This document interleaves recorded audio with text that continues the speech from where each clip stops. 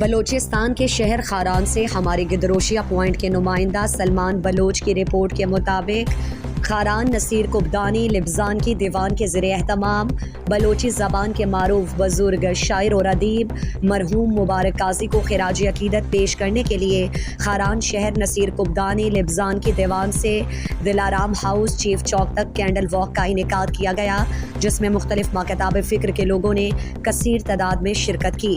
Candle walk میں موجود لوگوں نے ہاتھوں میں مبارک قاضی کی تصویریں جن پر ان کی لکھی گئی مختلف گیتوں کے بول درج تھے۔ مبارک قاضی جنہیں محبت سے ابا قاضی کا لقب دیا گیا تھا، جو شاعری کی دنیا میں ایک الگ ہی پہچان کے مالک تھے۔ جہاں ان کے عشقی آشعار کو بھرپور پذیرائی ملی، وہاں ان کے مذمتی شاعری بھی چاروں سو گونجتی رہی۔ قاضی مبارک کی شاعری نے نصف صدی تک بلوچی ادب کو متاثر کیا، جو اگلے کئی عشروں تک بلوچی ادب اور زبان کی خدمت میں یاد رکھے جائیں گے۔ واحد شاعر مبارک قاضی تھے جو آخر وقت تک بلوچی زبان اور ادب میں راج کرتے رہے۔ مبارک قاضی کا شمار بلوچستان کے معروف اور اہم شخصیات میں ہوتا ہے۔ ان کی وفات سے بلوچی زبان اور ادب ایک عظیم شاعر اور مصنف سے محروم ہو گئے۔ اختتام میں لوگوں نے شمعیں روشن کی اور مبارک قاضی کی وفات پر دکھ کا اظہار کرتے ہوئے ان کی مغفرت کے لیے دعا کی گئی۔